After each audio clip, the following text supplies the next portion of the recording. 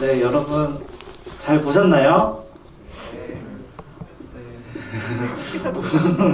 아직 여운이 다 가시지 않아서 저도 여운이 다 가시지 않아서 네 번째 보는 건데도 이렇게 가슴이 네, 인생 영화 네, 엔차가려고 하고 있습니다.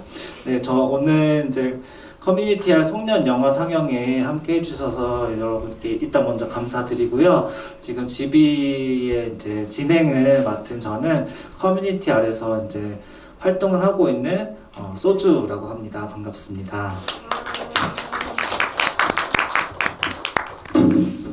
이제 커뮤니티알이 이제 송년회를 너무너무 가지고 싶었는데 잘 들리시죠? 네네네. 뭔가 울리는 느낌도 들긴 하는데 어쨌든 네. 송년회를 하고 싶었는데 이제 지금 다시 또 이제 위드 코로나가 다시 방역 수칙이 강화되는 상황이 되어가지고 그러면은 이제 우리가 뭘 할 수 있을까 고민하다가 그러면 송년 영화 상영회를 열어서 좀 의미 있는 시간을 좀 가져보자라고 해가지고 가지게 됐어요. 그래서 커뮤니티알이 이제 HIV 감염이 있는 이제 자조 모임이자 또 이제 인권 단체인데 이제 또 성소수자 그 부모님들과 당사자가 주인공인 영화를 보는 게 어떤 의미일까 또 고민도 같이 하면서 어쨌든 HIV 에이즈 이슈가 이제 성소수자의 의제이기도 하고 또 성소수자 운동에서 HIV 에이즈가 또 중요한 의제로서 같이 해야 되는 맥락 안에서 이 영화를 같이 보자고 이제 결정을 하게 된 것 같습니다. 본격적으로 이제 좀 네, 이제 비비안님과 나비님께 이제 제가 말을 많이 하기보다는 오늘은 이제 많이 듣는 게 좀 중요하잖아요. 그래서 네, 먼저 비비안님께 부모 모임에서 이제 비담을 맡고 있다고 항상 이렇게 제가 너무 그렇게 소개를 요청드리고 싶었어요. 그 비담이 뭔지 같이 소개를 해주시면. 비담 모르시나요? 비주얼 담당. 다 비웃으시지만 네, 저는 스스로 셀프 비주얼 담당을 하고 있고 저는 26살 게이 아들을 둔 엄마 비비안이고요. 저희가 그 비담이 왜 나왔냐면 그 너에게 가는 길 그 메이킹 약간 그 코멘터리 영상 같은 거를 찍는데 저희가 담당을 하나씩 만들자 보시는 분들 재밌게 그래서 하다 보니까 제가 어쩌다 보니 비주얼 담당이 됐네요. 그리고 성소수자 부모 모임에서 운영위원으로 활동하고 있고 그리고 항공사 승무원으로 현재 근무도 하고 있습니다. 만나뵙게 돼서 정말 반갑습니다. 네, 다음으로는 네, 마부를 담당하고 있는 나비님의 소개를 부탁드립니다. 네, 저는 성소수자 부모 모임에서 나비로 활동하고 있고요. 제 아이는 바이젠더 팬더멘티, 에이섹슈얼, 트랜지션 마치고 FTM 남성으로 살아가고 있습니다. 라고 얘기하려니까 참 숨가쁘네요. 저는 마부입니다. 마초 부치. 네, 오늘 영화를 또 이렇게 또 먹먹하게도 보다가 웃으면서 또 보다가 또 어쨌든 주인공들 앞에 모셨으니까 일단 이제 다시 한번 큰 박수로 시작을 해볼까요?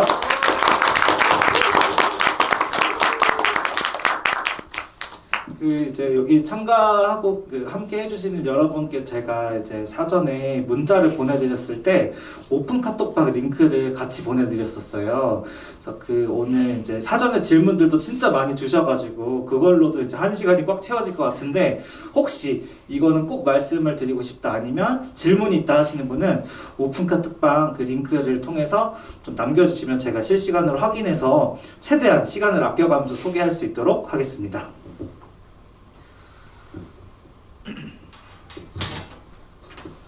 네, 그러면 사실 진짜 저희가 이제 그 참가 신청을 받으면서 사전 질문을 받았어요. 근데 진짜로 엄청 질문을 많이 해주셔가지고 그걸 또 다 소개해드릴 수는 없을 것 같아서 이번도 양해를 구해야 될 것 같은데 먼저 첫 번째 듣고 싶은 말씀은 영화를 보면서 마음에 들었던 내가 한 얘기 중에 이거 마음에 든다 본인이 말한 것 중에서 이게 마음에 든다는 거 하나씩 꼽아주신다면 뭐가 있을지 혹시 나비님 먼저? 네. 많이 또 그걸 멘트를 언급을 해주셨는데 마지막 부분에 부모의 뿌리에 관한 얘기 그 부분은 꼭 성소수자 자식 이제 본인이 성소수자가 아니래도 살면서 겪는 저 역시도 겪었었고 가족이 가장 큰 어떻게 보면 상처 요인이에요. 우리가 흔히 생각할 때 가족한테서 많은 힘을 얻는다고 그러지만 실은 생각을 해보면 가족에서 많이 힘을 얻는 사람보다 상처를 받는 사람이 더 많은 것 같아요. 그런데 우리가 뭐 아주 오랫동안 해왔던 일종의 국가나 사회의 가스라이팅이죠.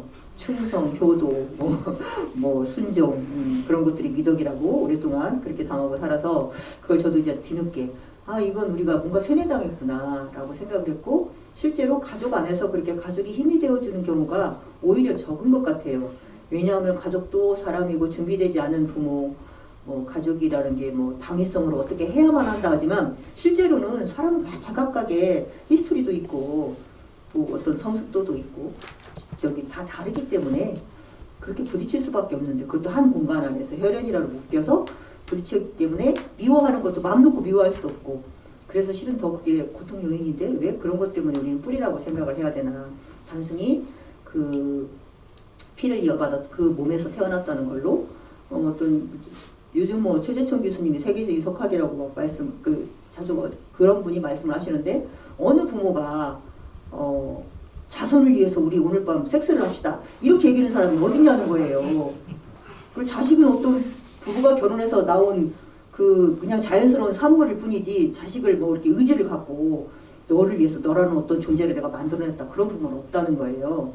근데 왜 우리는 부모에 대해서 그렇게 많은 책임감과 어떤 근원적인 연결되어 있다는 생각 때문에 고민을 해야 되나 그런 생각을 좀 했었는데 저는 그 말이 실은 하고 싶었던 자연스러운 말이었는데 의외로 많은 분들이 막 공감을 많이 해주셨구나 그런 생각이 들어요. 네, 이제 성소수자의 가족, 특히 부모님의 그 주인공이어가지고 부모님이 주인공인 영화에서 부모님께서 직접 그 가족에 대해서 이제 가치에 대해서 그렇게 말씀해 주시니까 사람들 기억엔 더 강하게 남았던 것 같아요. 네, 비비안님께서도 네, 네. 저도 사실 제 최애 멘트는 이거예요. 나비님이 워낙 멘트 부자시기도 하고 영화에서 보면 나비님이 되게 주옥 같은 말씀 너무 많이 하셔서 저는 진짜 감동받았는데 두 번째로 또 제 거에서 또 뽑으라고 하시니까 저는 애초에 그러니까 아이들하고 관계 맺기를 굉장히 평등하게 가고 있다고 생각하고 살았던 사람인데 제가 아이의 커밍아웃을 받게 되면서 내가 되게 어떤 아이를 종속적으로 생각하고 있었구나를 깨닫게 됐고 그 시작이 잘못됐다. 그래서 부모와 자식 간의 관계 시작이 잘못됐다. 종속관계로 시작했지만 평등한 관계로 가야 하는 게 맞다. 그래야지만 서로를 존중할 수 있게 되는 그런 성숙한 관계가 되는데 대부분 이제 부모들이 아이가 아기 때부터 보다 보니까 어쨌든 갑을 관계로 시작을 하는 거죠. 부모는 그때 이미 어른이고 너무 많은 걸 가진 존재고 아이는 너무 미숙하고 아무것도 못하니까 계속 뭔가 부모가 이렇게 해주다가 근데 아이가 어느 정도 컸을 때는 그게 부모도 그걸 인정하고 나와 동등한 인간으로 시민으로 봐주고 그 아이의 뜻이나 그 아이의 말, 행동 이런 걸 존중해 줄 수 있어야 되는데 그게 안 되기 때문에 그건 이제 성소수자 문제를 떠나서 사실은 저희가 이제 부모이기도 하고 또 저도 누군가의 자식이기도 하고 그래서 이제 그런 거를 깨달아 가니까 저희 아이하고 관계 맺는 것도 되게 울리죠.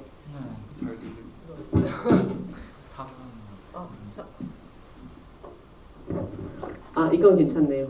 저희 아이하고 관계 맺는 것도 좀 편해지고 제가 제 부모님하고 관계 맺는 것도 저도 죄책감을 갖고 있었던 사람이더라고요. 나비님 말한 대로 가스라이팅 당한 국가나 사회로부터. 그래서 부모한테 효도해야 되고 뭔가 내가 부모를 책임져야 될 것 같고 막 이런 생각이 되게 많았었는데 그런 데서 좀 자유로워져서 진정으로 나를 위해서 사는 게 뭔가에 대해서 생각할 수 있게 돼서 저희 아이를 통해서 제가 좀 더 편해진 그런 게 돼서 저는 그 멘트를 좋아합니다. 부모 자식 간은 평등한 관계로 가야 된다. 결국은 그렇지 않으면 그 관계가 허물어질 수밖에 없다. 네. 네. 진짜 네, 박수 한번 드릴까요? 아니 이제 제가 이제 성소수자 부모 모임의 활동가 분들과 이제 친하게 이제 가까이 지내면서 제 주변에서 그런 어떤 혹시나 성소수자 부모 모임이 가족주의적인 어떤 한계를 지니고 있는 건 아닌가 이런 어떤 질문을 주시기도 하고 아니면 이제 어떤 궁금증이죠, 그렇죠? 이런 게 있기도 한데 그런 거를 이제 그런 거에 대한 어떤 답변을 그거를 좀 뛰어넘는 어떤 사고와 어떤 활동 가치를 가지고 계시다라는 거를 좀 첫 번째부터 이제 드려보려고 하는데 오늘 이제 사실 좀 더 많은 분들이 신청을 해주셨었는데 갑자기 자가격리 통보를 받는다거나 접촉자가 된다거나 이런 분들이 막 몇 분 되게 많으셔가지고 다 못 오셨어요. 못 오신 분 중에 그 질문인데 저도 꼭 드리고 싶어가지고 그래서 부모 모임 활동을 시작하신 이후 누군가에게 들었던 말 중에 진짜 이 말은 너무 따뜻하게 가슴에 남는다 이런 말이 있다면 어떤 게 좀 생각이 나실지 이거는 비비안님 먼저 조금 해주실 수 있으실까요? 제가 사실 이 사전 질문을 미리 받아서 기차에서 오면서 여기 오늘 대전에서 왔거든요. 대전이 광주에서 왔는데 생각을 해봤는데 사실 그 순간이 별로 그렇게 기억은 안 나는데 그냥 어떤 말이라기보다는 느낌이었던 것 같아요. 그러니까 뭐 특히 퀴포 가서 당사자들한테 받는 어떤 그 눈빛과 어떤 프리역을 했을 때 이 느껴지는 손의 감촉이라든지 이런 것들이 저는 저를 굉장히 힘나게 해줬던 것 같고 사실 언어라는 걸로 표현하지 않아도 우리는 되게 많은 거를 전달할 수 있거든요. 마음으로. 네. 마음과 마음이 약간 오고 가는 그런 느낌? 그래서 저는 사실 그 프리허그를 한 이후 그냥 일상생활에서도 누군가를 만나면 되게 반가운 마음을 허그로 잘 하거든요. 그런 사람이 되어 버렸더라고요. 그전에는 약간 그런 것도 주저하기도 했었는데 저희 세대는 아무래도 이렇게 표현하는 게 조금 서툴다 보니까 근데 요즘은 친구를 만나든 뭐 아이들하고도 그렇고 그래서 이렇게 허그를 나누면서 뭔가 마음을 잠깐이라도 나누는 게 저는 되게 좋았고 그래서 키퍼를 늘 갔었던 것 같아요. 지역 키퍼까지 가서 이게 쭈뼛쭈뼛 하시는 분들을 막 오라고 해서 이렇게 앉는 게 그분들한테 힘을 드리는 목적도 있지만 저도 힘을 받고 싶은 그래서 그것만 기억이 나고 사실 언어적으로는 좀 기억이 안 났어요. 아니 저도 키어문어 축제 가면은 이제 안아주시거든요. 부모의 활동가 프리역을 저도 이제 같이 참여를 하는데 저는 이제 저만 힘을 받는 줄 알았더니 그게 아니라 또 부모님 활동가분들도 이제 힘을 받는 문화 이거 오늘 처음 알았어요. 네, 나비님. 저도 비비안님 말씀처럼 그런 것 같아요. 제가 왜 우리가 이런 얘기가 생각이 안 나는가 생각을 해보면 만약에 우리가 조금 외롭거나 힘들었거나 그러면 누군가 얘기했을 때 되게 따뜻하다는 생각을 했을 것 같은데 그런 생각을 안 한 것 같아요. 오히려 우리가 다른 사람한테 따뜻한 말을 해주고 다녔지. 잘 모르는 어른들한테. 성소수자는 이런 거야. 너네도 좀 세상을 좀 알아야지. 또 그분들이 그래요? 그렇게 좀 뭔가 새로운 걸 알게 해서 고마워요. 이 정도로 얘기를 했지. 뭐 우리가 따로 위로를 받거나 그런 것이 없었던 것 같아요. 달리 생각을 해보면 그러니까 이를테면 우리가 정서자들한테 뭔가 해줘야 한다고 생각했었는데 비주아님 말씀처럼 그 대목에서 그 순간에 우리는 정말 많은 힘을 받았구나 그 생각이 드네요.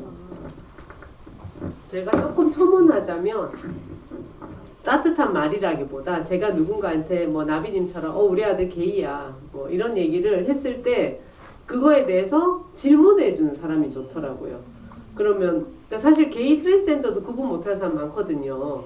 난 그거 잘 모르는데 그럼 그건 다른 건가? 뭐 수술은 안 해도 되는 건가? 이렇게 정말 대놓고 질문해주는 사람들한테 저도 얘기를 더 해주고 싶고 더 반갑고 따뜻하게 좀 반가운 마음 그런 게 들었던 것 같아요. 네, 감사합니다. 다음 질문은 오늘 갑자기 후원회원 알파카가 되어주신 신동훈님께서 미리 주신 사전 질문인데요. 혐오 세력에게 하고 싶은 말이 있다면 어떤 말을 하고 싶나 이런 질문을 주셨어요. 근데 이게 제가 좀 조건을 붙여야겠다 싶어가지고 혐오 세력이 만약에 경청하고 알아듣는다는 전제를 붙인다면 진짜 무슨 말을 하고 싶으신지 이거를 좀 한 번씩. 저는 사실 나비님하고 다른 GV에서도 하는 얘기인데 저희가 항상 이 거울을 걸고 가자 다음에는 본인의 모습을 볼 수 있게 그러니까 뭐 어떤 말을 한다기보다 네가 이렇게 누군가를 혐오하고 네가 퍼붓는 이 말들을 본인의 눈으로 본인을 봐라. 약간 무지개 반사 이런 거. 네, 반사 맞아요. 반사. 너는 나한테 주지만 난 반사하겠어. 약간 이런 의미도 있고 그래서 이제 우리가 다음에 내년에 키퍼를 하면 여기다가 그런 걸 걸고 우리가 가자. 그들 앞에 그냥 말이 필요 없잖아요. 예, 그걸 보고 깨달을 수 있는 사람이면 가능성이 있고 아니면 버려야죠.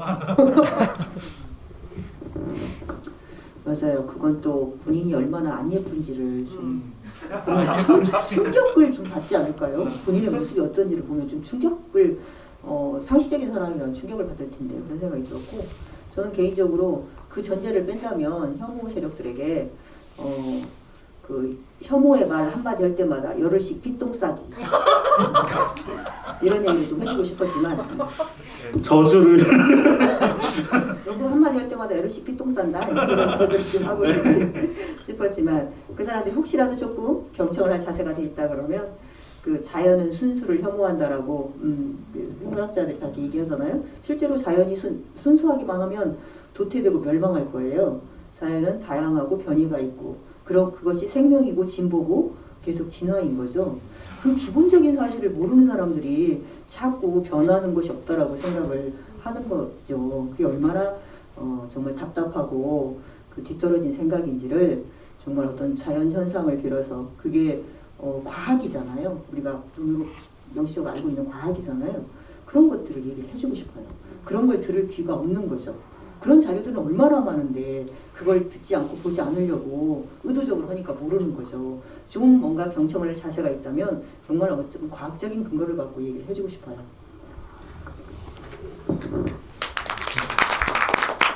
말씀하실 때마다 박수가 나오는 것 같아요. 네, 다음 질문은요. 그 날다님께서 주신 질문인데요. 이렇게 이 영화도 그렇고 이제 부모 모임의 이제 활동도 그렇고 이제 항상 주변에 그 성소자 당사자 혹은 성소자 부모님들 새로 오신 부모님들 다 힘을 많이 얻어가고 그런 이렇게 힘이 나는 활동들이잖아요. 근데 그래도 비비안님과 나비님이 현실적으로 정말 너무 힘들었다. 그래서 기억에 남는 또 힘들었던 순간이 혹시 있으신지. 다들 동의하시겠지만 사실 저는 인천 키퍼 때가 제일 힘들었어요. 저는 사실 사람을 많이 상대하는 직업이고 제가 승무원을 지금 올해 30년째 했는데 그래서 사람이 많이 있고 어떤 좀 안 좋은 상황에 대해서도 제가 애지간하면 당황하지 않아요. 예, 그리고 그 상황을 제가 컨트롤할 수 있다고 생각해요. 왜냐면 비행기에 제일 큰 비행기는 500명씩 타거든요. 그럼 그냥 거기서 어쨌든 제가 제일 관리를 해야 되는 사람이니까 어떤 뭐 다툼이 어떤 상황이 생겨도 나는 약간 객관적으로 저 상태를 보면서 해결을 할 수 있다고 생각했고 제 비행 경력이 이제 그 정도는 할 수 있는 사람이고 사람에 의해서 크게 뭐 힘들어하거나 상처받거나 이러지 않는다고 저는 알고 있었어요. 저를. 근데 인천 키퍼 때는 그런 제가 그냥 무너지더라고요. 그래서 사실 한 6시간, 7시간은 잘 버텼지만 무너지지 않고 한계가 있는 거죠. 그래서 나중에는 굉장히 힘든 상황을 겪고 영화에서도 보셔서 아시겠지만 사실 영화는 굉장히 라이트하게 나온 거예요. 더 힘든 장면들이 되게 많았지만 또 보시는 분들이 너무 힘드실까봐 본 편집 과정에서 조금 고려하셨다고 하시더라고요. 그래서 근데 또 그게 힘듦에만 그치지 않고 제가 또 그 인천 키퍼를 겪었기 때문에 끝까지 또 함께 퍼레이드도 했고 하면서 막 피켓도 뺏기고 막 부러뜨리고 뭐 난리도 아니었거든요. 근데 그런 일을 겪음으로써 제가 또 더 크게 한 발을 또 나갈 수 있게 된 게 아닌가. 그래서 그전에도 뭔가 활동을 열심히 하긴 했지만 그걸 계기로 이거는 내가 진짜 죽기 살기로 해야 되겠다. 이들이 함부로 이제 이렇게 와서 우리한테 대해서 혐오나 차별 혹은 이런 폭력을 휘두르지 않게 내가 진짜 더 나가야 되겠다는 결심을 되게 하게 된 계기가 됐어요. 네. 저는 영화에 나왔지만 작년에 그 레펜이라고 해서 거기서 이렇게 얘기했을 때 사람이 뭔가 소수나 약자성을 갖고 있다고 그래서 다 공감이나 연대가 되는 건 아니구나. 그 소수나 약자성이 본인의 생존에 급급해 있다면 얼마나 저급하고 또 다른 존재를 위기에 빠뜨리는가. 왜냐하면 아주 저쪽 편에 있는 사람들이 공격하는 건 괜찮아요. 그건 어떤 적이라고 생각을 하고 우리가 피가 튀더라도 싸워서 죽더라도 할 만한 가치가 있다고 생각하는데 이 내부의 우리 편이라고 혹은 연대할 수 있는 사람이라고 하는 사람들이 그런 공격을 한다 싶으니까 정말 믿고 있던 땅밑이 무너지는 그런 느낌이었거든요. 그게 더 위험하죠. 더 힘들고. 그래서 그게 얼마나 과격함과 어떤 경직된 사고, 단순함이 더 위험한가 그런 생각들을 좀 했어요. 그래서 어떤 일을 하기 위해서는 보이는 것 말고도 그 외에 현상들이 많은데 실은 한편 당사자들 입장이나 어떤 소수자든 얼마나 그 경우의 수가 많으니까 불안하고 힘들까 그런 생각을 많이 했고요. 그럼에도 불구하고 우리가 더 단단하게 나가기 위해서는 엘라이들이 더 많이 활동을 해야 되겠구나. 어떤 힘든 일이 있을 때 이걸로 주저하지 않겠다. 주저앉지 않고 뭔가를 하겠다. 그런 생각이 들었기 때문에 또 어떤 전략들도 나오는 거고 또 최근에 2024년까지 국회가 미룬다고 해서 니네가 미룬다고 우리가 가만히 있을 줄 알아? 이런 생각들이 바로 나는 것 같아요. 기자님 말씀처럼 어려움은 우리를 단단하게 하는 거죠. 뿌리에서도 얘기했지만 흔들리거나 비바람을 맞으면서 강해지는 거지 그런 게 없다고 해서 없기를 바랄 수도 없고 또 세상에 없을 수는 없는 건 항상 모든 일인가는 세상의 상수니까 그 상수를 두려워하지 말고 계속 우리는 나아가고 고민하고 연대하고 그렇게 힘을 좀 내야겠다라고 더 단단해지는 계기가 되었죠. 저도. 네. 다 녹음하고 싶네요. 아니, 녹음하고 계세요. 그러시구나. 요즘에 진짜 엄청 바쁘시잖아요. 두 분이 동해번쩍하고 어제 광주 갔다가 오늘 또 바로 이 커뮤니티 집이를 위해서 또 올라오시고 사회번쩍하시고 그러는데 집이마다 약간 이야기가 또 다르고 분위기도 다르고 또 그래서 그러니까 오늘 사전 질문에서는 준비가 안 됐지만 다른 집이에서 했던 얘기인데 여기서 또 나누고 싶다. 기억에 남는 게 또 있으실 것 같아요. 제가 방금 생각이 난 건데 어떤 집을 갔더니 그걸 물어보더라고요. 저한테 그런 걱정을 안 했네요. 영화는 영원히 남는 건데 예준이와 성준 씨가 헤어지면 어떨까 이런 거에 대한 걱정 없이 영화를 찍으셨냐는 거예요. 근데 저는 생각해보니까 진짜 한 번도 그런 걱정을 안 한 거예요. 그래서 난 왜 걱정을 안 했을까 생각해보니까 그건 너네 일이고 난 내 영화가 나오고 내 영화가 잘 된다면 너네가 좀 나와줘야 되겠다.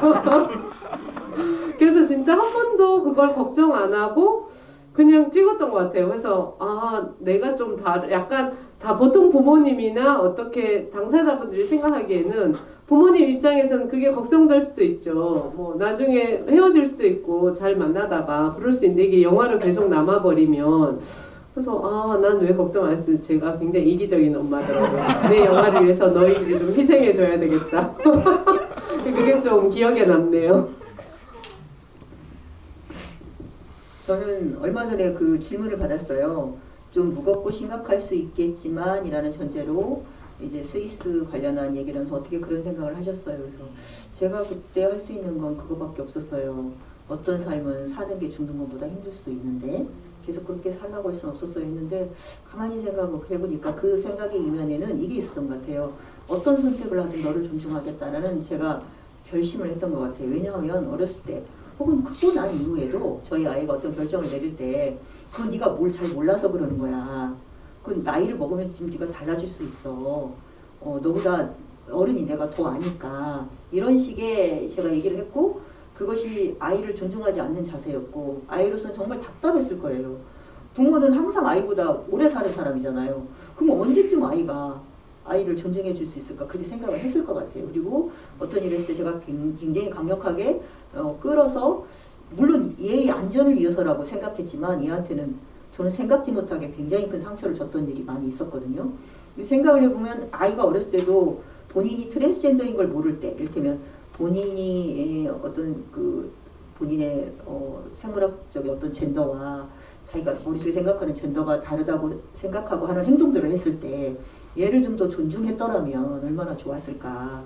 외국처럼 뭐 어렸을 때 트랜스젠더, 본인이 트랜스젠더 애들은 모르잖아요. 그런 행동을 했을 때 지켜보고 뭐 전문가하고 상의를 해서 1차 성징이 나타나기 전에 1차 성징이 나타날 때는 뭐 여성 호르몬을 억제한다든가 계속 그러고 몇 년 동안 지켜보다가 2차 성징이 나타나면 그때 남성 호르몬을 투여한다든가 해서 아이가 행복하게 살 수 있는 어떤 그런 시스템이나 그런 그 교육을 우리가 받았더라면 좋았을 텐데 만약에 그렇지 않았다 하더라도 제가 아이를 좀 더 존중했더라면 좀 더 아이의 정서나 그 어떤 중요한 생각에 맞춰서 속도를 좀 맞춰서 같이 그 옆에서 자리를 할 텐데 그게 아니고 나는 어른이고 많이 알고 해서 걔를 존중하지 못하고 걔의 어떤 결정들을 엄마가 더 알아, 어른이 더 잘 알아 이렇게 했던 것이 제가 마음에서 굉장히 많이 아프고 걸렸었던 것 같아요. 그래서 제가 아이한테 앞으로는 네가 어떤 결정을 하든 무엇을 하든 네가 가장 잘 생각하고 결정했을 거라고 생각하고 그것이 결과적으로 혹시 잘못된 안타까운 결정이라 하더라도 그것까지 우리가 감당해야 될 몫이다 너하고다 라는 생각을 했기 때문에 아이가 어떤 결정을 내리든 네가 결정을 내린다면 너를 도울게 그런 생각을 했던 것 같아요. 그 질문을 해주신 분께 그때는 답변을 못했지만 제가 그 답변을 갖고 생각을 하면서 그런 생각이 들었어요. 아이의 결정을 내가 존중하기로 그게 어떤 결정이든 작정을 했구나 그런 생각이 들었어요. 그 오늘 이제 그래도 이제 커뮤니티 아래 송년 영화 상영회다 보니까 그 이제 저희 이제 그 여기 함께 하고 계시는 그 분 중에 이제 커뮤니티 알 운영직이 9년차 감염인 포니님께서 질문을 주신 게 있어요. 그래서 그러니까 궁금한 점이 이제 성소수자 부모 모임에서 혹시 HIV 에이즈 얘기도 할 때가 있는지 그리고 혹시 비비안님과 나비님은 에이즈에 대해서 어떤 생각을 가지고 계신지 이것도 질문을 드리고 싶습니다. 저희가 부모님들만 모여서 약간 교육받는 그런 시간들이 있거든요. 티타임이라고 해가지고 2달에 한 번 정도. 그때 아마 그때 소주님이 오셨나? 네, 저랑 그죠? 이제 사모님이 가서 예, 그죠, 그죠. 조명을 받네요. 그래서 그때 모셔가지고 교육도 받고 또 얘기도 나누고 하면서 약간 그런 시간을 가지려고 노력하고 제가 처음에 2016년에 이제 아이가 커밍아웃 했을 때 그때 이제 저도 편견이 많은 사람이었던지라 당장 게이라고 하니까 당장 그 에이즈까지 연결이 되더라고요. 근데 그거를 입 밖에 그때 처음에는 사실 못 냈어요. 걱정은 있었지만 이거를 모르니까 사실 그래서 이렇게 좀 찾아보니까 어쨌든 조금 내가 걱정을 해야 되는 부분이고 그때는 그것뿐만이 아니라 사실 성소수자로서 얘가 제대로 살아갈 수 있냐 이 사회에서 이런 걱정이 되게 많은 것 중에 하나 이 에이즈가 한 부분이었는데 이제 한두 달 지나서 제가 조금 괜찮아졌을 때 그런 얘기를 나누게 됐는데 예준이가 막 책자 이런 걸 막 주더라고요. 책자 엄마 공부하라고. 네, 엄마 여기 이게 다 엄마가 걱정하는 일들이 여기 안에 다 설명이 돼 있으니 이거를 보시라.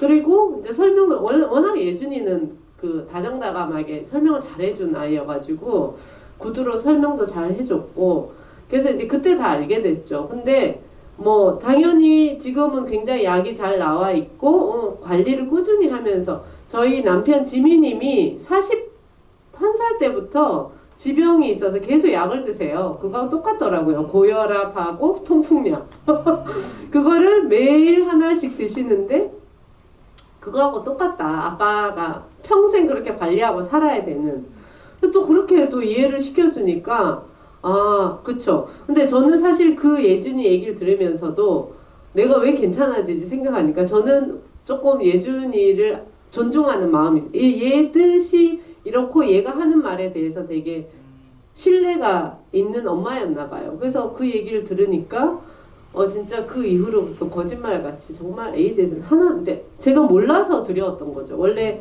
그 무지에서 두려움이 시작되고 거기서 혐오가 나오는 거니까 그 무지가 해결이 되니까 저는 이제 그 다음부터 하나도 걱정이 안 되고 그러니까 사실 사람이 살면서 뭐 병에 걸리거나 사고로 죽거나 충분히 다 있을 수 있는 일이잖아요. 근데 그렇게 미래에 대한 걱정을 가지고 현재에 너무 힘들게 사는 건 저는 옳지 않다고 생각하고, 제가 원래 현재 지향형, 현실 지향형 인간이어가지고 별로 미래에 대한 걱정을 많이 안 합니다. 지금을 사는. 네, 지금을 즐겁게 살자. 근데 사실 미래에는 너무 수많은 변수가 많잖아요. 불행해질 수 있는 변수가 되게 많은데 그런 거에 전전긍긍하며 지금 현재를 힘들게 살고 싶지 않다. 그리고 어쨌든 그냥 저도 병이 걸릴 수 있는 거고, 뭐 예준이도 살다가 아프거나 다칠 수도 있는 거고, 이런 관점에서 그냥 생각해서 좀 저는 진짜 걱정 없이 그냥 지내고 있거든요. 그래서 좀 많은 분들이 그런 거를 아셔야 된다고 생각하고, 저희가 인권교육 같은 것도 많이 나가거든요, 단체. 그때 꼭 그 에이즈 얘기를 같이 넣어서 합니다. 예. 그래서 사람들이 대부분 오해하고 있는 편견, 이런 게 있고, 절대 이거는 그냥 이제 치료 가능한 질병이기 때문에 그냥 약 꾸준히 먹으면서 관리하고 오히려 관리 잘 된다. 3개월에 한 번씩 검사도 받고. 근데 지미님도 6개월에 한 번씩 피검사 하시거든요. 정말 똑같은 그냥 그런 병이다 이렇게 얘기를 하시면 되게 모르셨던 분들이 많이 알게 돼서 좋다고 하시더라고요. 그래서 이렇게 한 칸 한 칸 이제 저희가 이렇게 바꿔나가는 일을 하고 있습니다. 너무 멋있어요. 가비님. 저희도 이게 교육을 좀 말씀하신 것처럼 이렇게 같이 받으니까 그 지인님이 그런 교육을 많이 해주세요. 그리고 에이즈 환자의 평균 수명이 75세? 예. 그리고 건강관리가 더 잘 되어 있다. 그런 걸 생각하면 우리가 갖고 있던 어떤 그 편견들이 많이 깨지는 거죠. 에이즈가 뭐 물론 지금 뭐 그렇게 별로 그렇게 두려운 병이 아니고, 혹은 뭐 두려운 병이라 하더라도 암이나 어떤 질병도 뭐 걸릴 수도 있고, 그것이 큰 불행은 아니잖아요. 어떻게 하면 뭐 조금 치료해서 조금 더 건강한 삶을 살 수 있을까를 고민한다거나, 아니면 또 치료가 안 된다 하더라도 그 상태에서 삶의 질을 높일 수 있는 방법이라든가 이런 걸 생각을 해야지, 뭐 에이즈 자체를 갖고 크게 고민을 할 일은 아니라고 생각을 하고, 말씀하신 좀 발상을 바꿔보면 더 건강 관리를 잘할 수 있다. 그리고 뭐 지금 심각한 병도 아니고, 그렇게 생각을 하면 될 것 같아요. 우리가 무지에서 혐오가 비롯된다는 그 말이 맞는 것이, 예전에는 뭐 장애가 있다거나 암에 걸렸다거나 이러면 그 아픈 것 자체가 어떤 지탄의 대상이 되거나 혐오의 대상이 되는 경우가 많이 있었거든요. 그런 것들이 얼마나 지금 우리가 어리석다고 생각을 해요. 그렇게 생각을 하는 거죠. 그런 의미에서 실은 저는 이혼하는 사람인데, 예전에 사람들이 이렇게 이혼한 사람 한 2명 모이면 그 옆에 안 오려고 그랬어요. 이혼이 전염될 것 같은 그런 느낌일까? 재수가 없는 거니까 저기에 같이 어울리는 사람 보면 재수가 없을지도 몰라. 또 암에 걸린 사람 근처에 잘 안 가려고 그러고, 같이 어울리다 보면 암에 걸릴 것 같은 그런 그 비합리적인 그 생각들이 좀 되게 또 어떻게 보면 인간이 나약할 수밖에 없지만 너무 얄팍하잖아요. 그렇게 얄팍한 생각을 갖고 계속 얄팍한 인생을 왜 살아야 될까요? 그러게 그만 살라고 해야 되나? 감사합니다. 그래서 막 저희 이제 커뮤니티 아래서 이제 그 같이 이제 그 뭐 이제 얘기도 하고 수다도 떨고 하다 보면은 이제 성소유자 부모 모임의 부모님들 보면서 막 상상을 하게 되는 거예요. 감염인 부모 모임이 있으면 어떨까, 막 이런 상상도 하게 되는데, 이제 지금 오늘은 못 오셨지만 사모님께서 만약에 자녀가 감염인이라면, 그러니까 부모에게도 위기가 찾아올 것 같다. 그래서 그 어떤 위기가 찾아올까? 그리고 혹시 만약에 부모에게도 이제 만약에 성소수자 부모님들에게 이제 지원이 필요하듯이 자녀가 감염인인 걸 알았을 때 부모에게 어떤 지원이 필요할까, 이런 것들을 혹시 생각해 보신 게 있는지. 근데 방금 다 말씀해 주신 것 같기도 해요. 막 예준님이 벌써 다 말씀 말해줬고, 책 막 하나름 주면서 공부하라고 하고, 네, 그런 거 같은데 혹시 덧붙일 말씀이 있으실지. 그 사람이 아프면 자꾸 공격을 당하고 뭔가 좀 부족한 사람처럼 치굴고 왔는데, 아플 수 있는 권리라는 책 제목이 있더라고요. 아픈 것이 아플 수 있죠. 그 좀 당당하게 좀 아픈 것도 괜찮을 것 같아요. 아픈 게 뭐 죄람? 그냥 아픈 건 아픈 거죠. 우리가 사람이 뭐 한국에서 태어난 게 내 뜻대로 되는 건 아니고, 아픈 것이 어느 정도 관리가 된다고 생각을 하기 때문에 의지가 들어갈 수 있다고 생각하기 때문에, 아프지 않은 사람은 그 아픈 사람을 그렇게 공격할 수 있을지 몰라도 그것도 좀 얄팍한 자세죠. 그 얄팍한 사람들의 그 말에 별로 상처가 될 필요 없을 것 같아요. 피똥이나 싸라. 아, 네, 감사합니다. 네, 저주조차도 감사합니다. 다음으로는 그 안나님께서 질문을 해주신 건데요. 사전 질문 해주신 건데 이건 좀 스토리가 있어요. 조금 읽어드릴게요. 같이 이해할 수 있게 위해서. 안나님 왈, 제 또래 40대 결혼하고 출산한 이성애자 여자친구, 여성 친구가 본인이 여성주의자인데도 자녀가 특히 아들일 경우에 자신에게 커밍아웃하는 건 괜찮은데 세상에 완전히 오픈하는 거는 걱정스럽다. 다시 한번 신중하라고 말할 것 같다고 해서 놀란 기억이 있다고 하십니다. 물론 자식의 커밍아웃을 막을 권리도 없고 자식의 의지대로 하게 두겠고 뭐 자식 편을 결국엔 들겠지만 솔직히 말리고 싶다고, 그리고 남자는 남자라는 이유로 한국 사회에서 갖게 되는 기득권과 가능성이 많은데 커밍아웃 하면 그걸 다 잃어버리면 어떡하나. 그리고 또 슬프지만 딸은 어쨌든 그 연함 간의 권력 관계가 공고한 이 사회에서 누릴 것이 상대적으로 적은데 그러니까 가진 게 적으니까 잃을 것도 적지 않을까, 이런 고민을 털어놓으셨다고 하네요. 네, 그래서 어쨌든 뭐 한국 사회에서는 또 그런 문화가 있잖아요. 여성 커플들이 팔짱 끼거나 손잡아도 사회의 시선을 안 받으니까 그런 부분들을 이제 친구분과 얘기하셨나 봐요.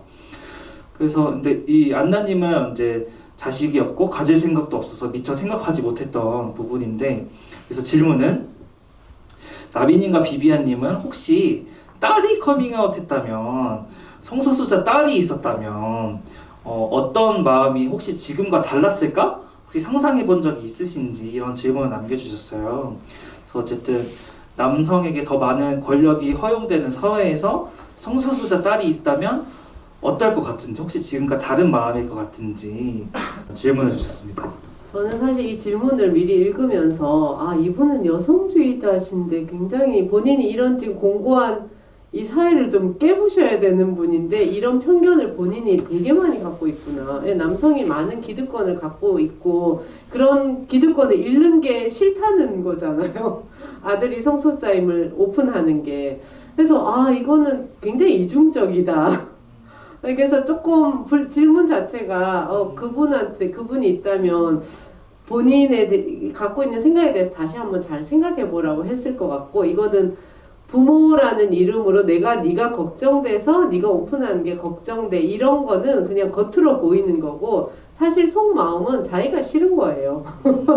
자기가 온전히 받아들이지 못했기 때문에 나한테 오픈한 건 괜찮지만 세상을 향해서 오픈한 건 싫다는 거는 그건 온전한 포용이 아니에요. 제가 처음에 아이의 커밍아웃을 받았을 때 괜찮아, 엄마는 부모 모임 안 가도 되겠어, 이렇게 한 게 딱 그 상태였거든요.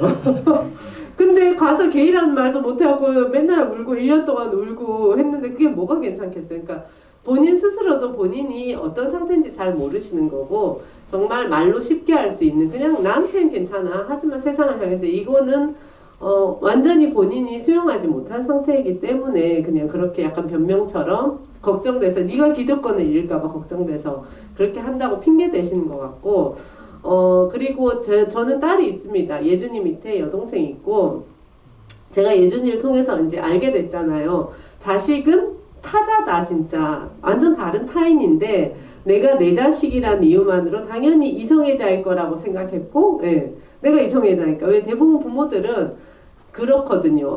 내 자식이니까 나를 닮았겠지, 나랑 비슷하겠지. 하지만 예준이는 완전히 다른 세계에 살고 있는 아이였잖아요. 그래서 예준이를 통해서 진짜 자식이지만 나랑 다른 존재라는 거를 더 많이 인지하게 돼서 그 영향이 저희 딸한테도 갔어요. 저희 딸이 지금 22살이거든요.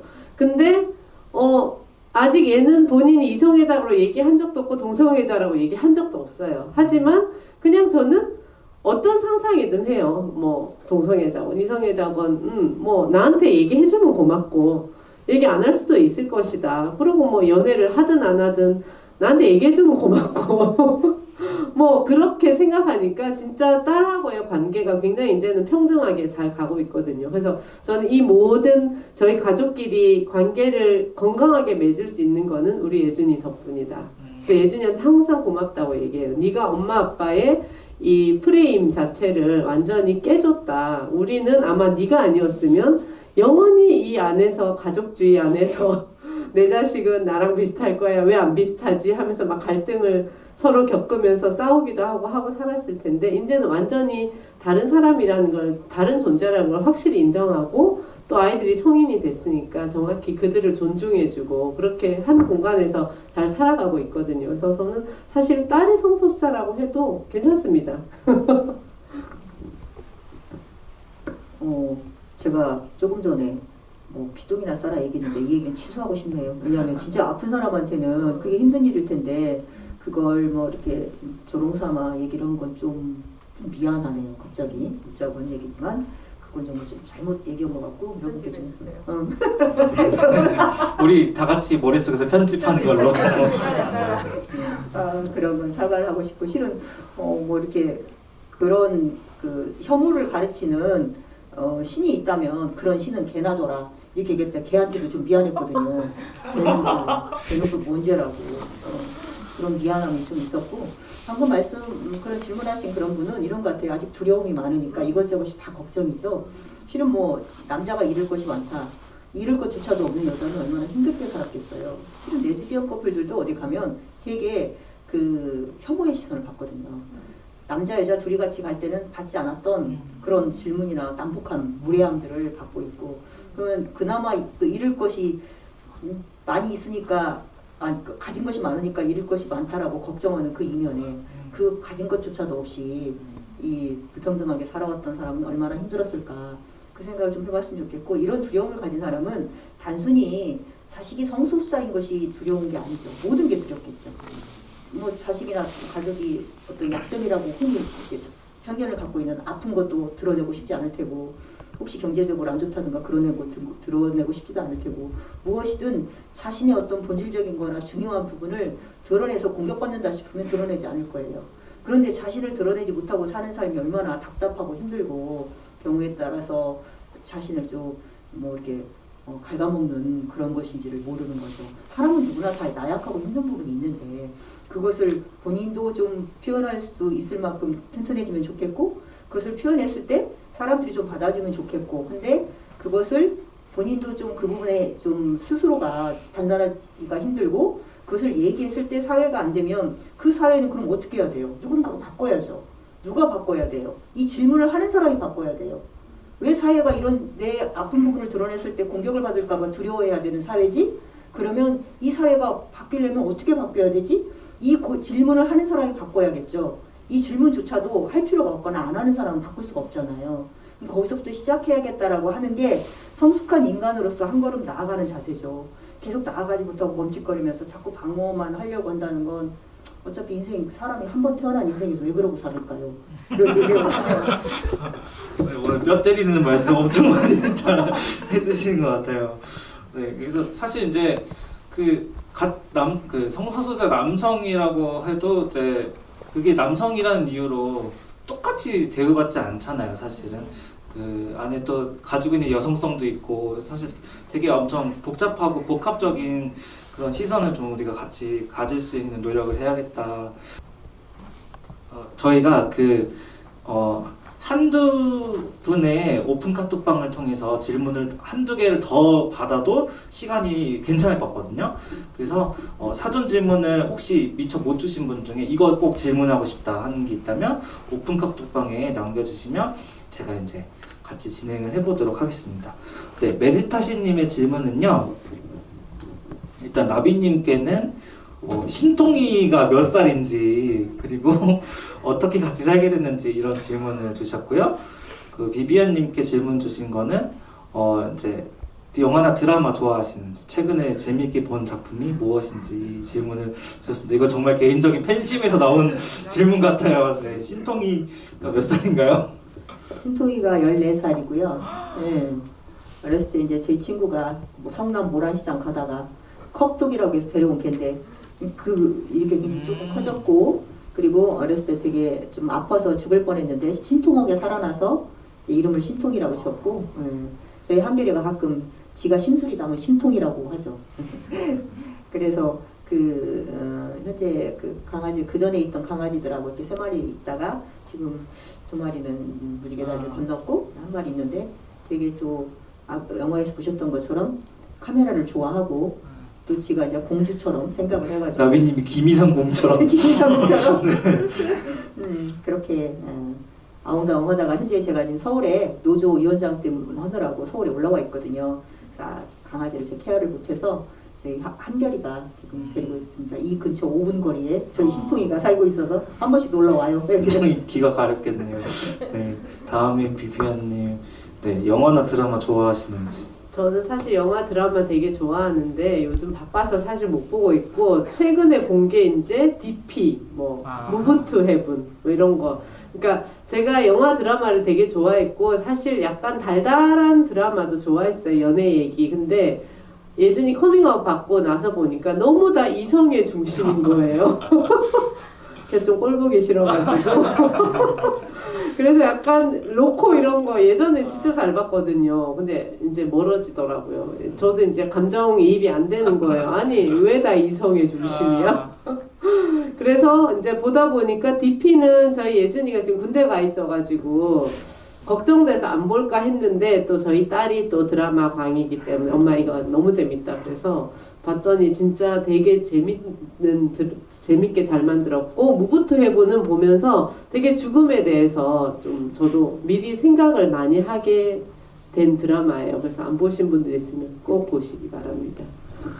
네, 제가 이렇게 네, 일단 외대타시님께서 이제 궁금증이 해결됐는지 네, 개인적인 팬심이 이제 또 성덕처럼 이제 이루어진 거 아닌가 싶으면서 이제 그 사이에 오픈 카톡방에 질문을 이제 많이 올려주셔가지고 네 이렇게 네 그래서 좀 차근차근 읽어보면 좋을 것 같은 첫 번째로는 소심한 네오님이라는 닉네임으로 질문을 주셨는데 부모 모임에 독실한 기독교인 부모님이 오시면 좀 어떤지 이런 것도 여쭤보셨어요. 네. 저희 부모 모임에 목사님도 오십니다.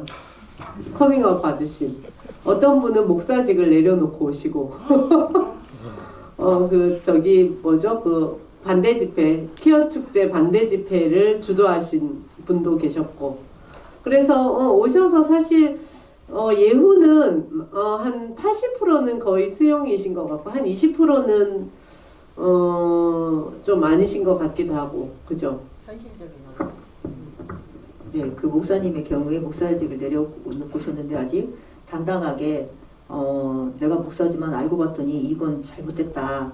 그 지나간 세월을 다 부정하면서 얘기하기가 쉽지가 않으시니까 그래서 진퇴양난 그런 상태에 계신 분도 있고 또 이제 간성인 아이를 둔 목사님의 경우에 이제 그걸 자신의 목회의 어떤 그 이념 아래서 크게 충돌되지 않는 어쩔 수 없는 상황이다 이렇게 얘기하시는 분도 있고 그러는데 실은 목사님이 또 이렇게 가족이신 꼭 부모 아니래도 이제 내 자식이 아니래도 조카라고 이제 오시는 분도 있고 그러는데 결국 그 목사님들이 지금 당장 막 진짜 반대 집회 하시던 목사님도 본인 자식이 그러면 그 목사님은 그나마 인간적으로 괜찮으신 분이라 여기 오셨는데 어떤 분은 차라리 뭐 심한 말을 하고 너는 내 가족이 아니다 이렇게 이런 분도 물론 있으시죠. 근데 부모는 알 수 없어요. 그래서 어떤 트위터에 어떤 분이 쓰셨더라고요. 커밍아웃이란 부모를 지레짐작하지 않고 자신의 넓은 세계에 초대하는 일. 그게 성소수자 자식이 부모에게 줄 수 있는 가장 큰 선물이다 했는데 그 선물이 너무 커서 그 부모가 잘 받으면 좋은데 그 선물을 받지 않고 돼버리는 부모도 있어요. 실제로 이렇게 우리 주변에 아니 목사님들이 저희 오시는 경우는 요즘 더 많습니다. 전보다 더. 네, 감사합니다. 네, 갑자기 제가 조급해졌어요. 30분까지 이렇게 어쨌든 마무리를 잘 해보려고 했는데 생각보다 질문을 또 갑자기 많이 주셔가지고 제가 어떤 질문을 골라야 좋을까 생각이 들긴 하는데 그래도 그 두 분 이 질문을 그래도 드리면 좋을 것 같아요.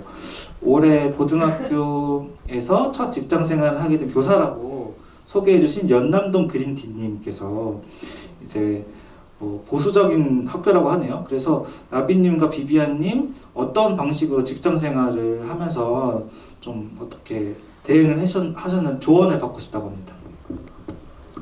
저희 같은 경우에도 당사자와 입장이 다를 수도 있는데 저는 이제 성소수자 부모로서 좀 당당하게 얘기를 했어요. 저희 아이가 레즈비언이라고 생각했을 때도 당당하게 얘기를 했었고 알고 봤더니 트랜스젠더라에 그런 얘기도 얘기했었고 저희 상사 같은 경우에 좀 흔히 뭐 꼰대 같은 상사들이 제가 프라이드 뱅글 여름에 하고 다니는 걸 보고 이제 제복이 짧으니까 뭐라고 하면 아니 왜 그런 걸 차고 다니냐 제복에 그러면 제가 일부러 제가 가시화를 하죠. 제 아들이 트랜스젠더라 제가 이 프라이드 기간에는 이런 걸로 좀 표시를 낸다. 그러면 엄마가 맨날 밖으로 돌아다니니까 애가 그렇게 된 거 아니냐고 이런 빠은 말을 할 때 선진국에서 그런 얘기하면 경찰이 와서 잡아갑니다. 이런 선진국에서 경찰이 잡아가진 않아요. 하지만 그렇게 얘기하면 놀래서 쳐다보죠. 근데 눈빛을 쏘죠. 한마디만 더 하면 입을 찢어버릴 게 아니고 쏘면 더 이상 말을 못해요. 뒤에 가서 좀 부시렁거리겠지만 제가 이제 이런 건 좀 우리도 생각을 바꿔야 됩니다 할 때 그 앞에서 말도 안 되는 사람들이 실은 없었어요. 하지만 이 질문하신 분처럼 만약에 이제 어떤 첫 직장에 들어갔다 그러면 실은 저 같은 경우에는 어느 정도 막 30년 이상 다녔고 맷집도 있고 하지만 그러지 않을 때는 좀 힘들 수가 있겠죠. 제가 뭐 이분들한테 드릴 수 있는 말은 본인이 이것을 싸워서 이기라고 하는 것이 실은 어려운 일이에요. 지금 당장. 그 싸워서 이기는 건 좀 그럴 수도 있겠지만 굉장히 힘든 일이고 그럴 때 무엇보다 본인의 마음을 멘탈 관리를 좀 잘 하셨으면 좋겠습니다. 나 혼자 이 모든 사람들 사이에서 이렇게 사는 게 너무 힘들다라고 생각하시기보다는 조금씩 차츰차츰 지금보다 해마다 해가 갈수록 나는 여기에서 입지가 다져지고 더 많은 일을 할 수 있더라고 생각을 하면서 그 안에서 잘 견디셨으면 좋겠어요. 당장 무엇을 바꾸기 힘드시다면. 네, 감사합니다. 연남동 그린팀님께 도움이 되셨길 바랍니다. 네. 마지막 질문을 드리고 제가 사실 제안을 드리고 싶은 게 있어요. 일단 지금 뒤에 이제 운영직이 소리님께서 그 손피켓을 하나씩 나눠 드릴 건데 저희 마무리 그 단체 그 인증샷을 찍으면 좋을 것 같아가지고 이따가 끝나기 전에 아주 빠르게 인증샷을 같이 함께 찍고 그래서 손피켓을 받아주시면 좋을 것 같은데 이 손피켓에 써져 있는 거 내용은 이제 한번 읽어보시면 좋을 것 같습니다. 마지막 질문입니다. 그래서 한별님께서 질문해주신 질문을 마지막으로 드리려고 해요. 키퍼의 활동이나 유튜브 영상 통해서 가슴 따뜻해지는 밝은 에너지를 많이 받았습니다. 많은 공경이 있었겠지만 그 부모님 활동가들의 그러니까 비비안님과 나비님의 에너지의 원천이 궁금하다. 그래서 어떤 게 두 분을 행복하게 만드는지 또 계속 나아가게 하는지 이런 질문을 주셨습니다.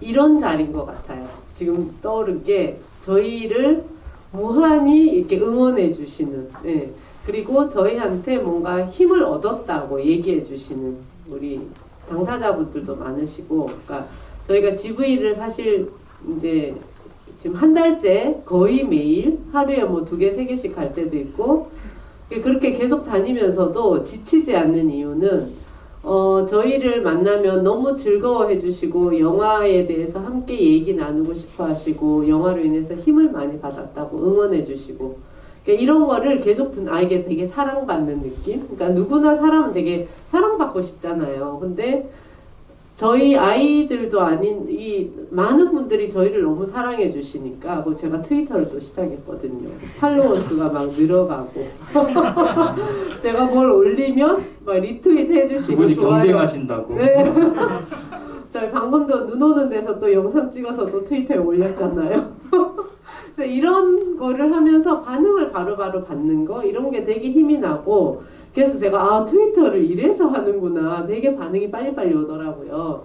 그래서 여러분들이 저희 영화 보고 너무 좋았다고 얘기해 주시고 뭐 홍보해 주시고 또 그 다음에 N차 관람했다 이런 얘기도 올려주시고 뭐 혹은 우리 저희 지난번에 오소리님 행성인 행사할 때처럼 어머님이 오셔가지고 우리 아들 멋지다 이렇게 지지하시는 말 해주시고 막 이러면 막 감동의 눈물이 막 납니다. 그래서 그런 것들이 진짜 힘인 것 같아요. 우리가 뭔가 도움되는 일을 하고 있다 이런 느낌? 예.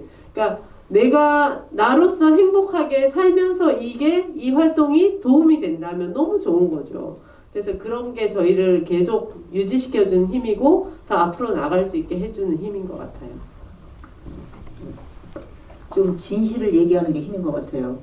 어떤 진실이냐면 이런 부모님한테 아까 얘기했던 그런 선물을 드렸을 때 부모님이 어떤 커밍아웃을 했을 때 잘 받아주시면 좋은데 실은 부모님의 평온을 깨는 거라고 생각하잖아요. 근데 내가 커밍아웃을 할 정도 되면 내 존재가 부서질 지경이 되어서 커밍아웃을 하는데 부모님이나 가족의 평온을 깨는 것에 대해서 너무 죄책감 갖지 않으셨으면 좋겠고 그리고 그러고 나서 부모님한테 시간을 드렸는데 이해하지 못할 때 그 부모님에게 끝까지 좋은 자식으로 남으려고 하지 말고 부모한테 버림받기 전에 부모를 먼저 버리셨으면 좋겠어요. 그게 진실입니다. 왜냐 내가 부서져 가면서 가족을 지키는 건 옳지 않아요. 그리고 우리가 물론 성소수자 부모 모임에서 시작했지만 저희가 생각할 때는 어른들이 좀 정말 잘못하고 있구나 생각을 하거든요. 그래서 여러분들이 부모님에게 가족에게 기회를 주고 시간을 주실 수 있겠지만 그게 안 되면 과감하게 부모하고 안전이별을 한다거나 부모가 내 뿌리라는 생각을 버리시고 여러분들의 무엇보다 존재에 대한 그 안전을 가장 먼저 생각하시고 당당하게 그것도 압도적으로 당당하게 우리 부모님은 그렇게 생각하세요. 크리스천인 부모님이 우리 자식들은 성소수 자식들은 하나님이 주신 특별한 귀함의 일부라고 하셨거든요. 그래서 우리는 그대로 우리 자식들이 신이 주신 스페셜 에디션이라고 생각을 하거든요. 여러분들도 여러분의 부모님이 어떠하든 간에 여러분 자신이 그렇게 생각을 해주셨으면 좋겠어요. 그런 진실을 얘기하는 것이 저희의 힘입니다. 네, 박수 한번 주세요. 네, 그러면 너무 하고 싶은 얘기가 더 있을 수 있겠지만 좀 다음 기회에 또 마련하는 걸로 하고 우리 단체샷을 찍으면 좋겠는데 여기 이렇게 나비님과 비비안님이 앉으시면